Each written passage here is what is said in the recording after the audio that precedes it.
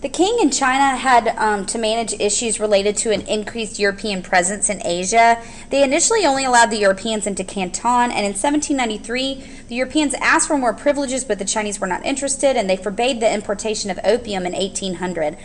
Opium is a highly addictive drug commonly used by many Chinese for recreational purposes.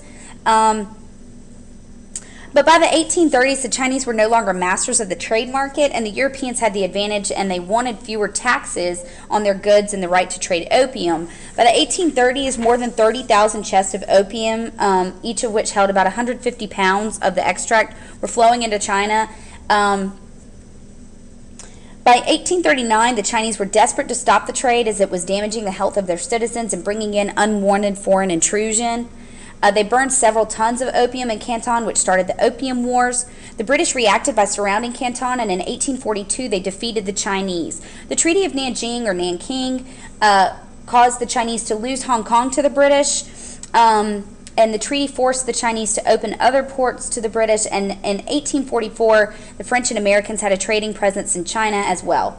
The French joined with the British to fight a second Opium War, which once again led to the defeat of China in 1856, and the Treaty of Tientsin opened the new ports to trading and allowed foreigners with passports to travel in the interior of China.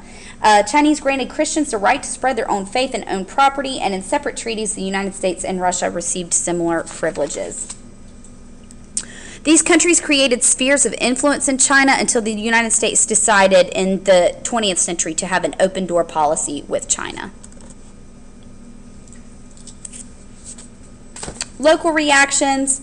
Reactions of Africans to European imperialism ranged from warfare to reluctant acceptance to full cooperation. The French spent years in Northwest Africa subduing local rebellions.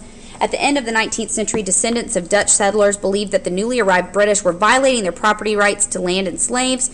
In addition, they were angry about the gold and diamonds the British were hauling out of the territory once claimed to the Boyars. And they battled the Boyars in the war, and we've talked about that before. Other Africans signed treaties and acted as guides and interpreters for the Europeans. Others cooperated fully with the European powers, and often those who were members of the African ruling elite families benefited financially and materially from working closely with the outsiders. Some were sent to Europe for full indoctrination into Western culture, and when they returned to their homelands, many began preparing independence movements. In Asia, the same pattern emerged as in Africa. Some local people rebelled violently, while others tried to fit in to the colonial powers' way of life. Military resistance occurred in Afghanistan against the British, the Philippines against the U.S., and in China against foreigners in general. The Taiping and Boxer rebellions in China were highly anti-foreign in their nature, and in India, the native Sepoy army, whose soldiers were employed by the British colonial government, rebelled, like we've talked about before. And this resulted in the end of the Mughal dynasty, which had begun in India in the 16th century, the dissolution of the East India Company, and the beginnings of the British Raj over India. There were also examples of cooperation. Many Indian soldiers remained loyal to the British in the Sepoy Rebellion. The King of Thailand decided to proactively deflect European colonization by inviting British representatives to help westernize his country. That's it for 5.2.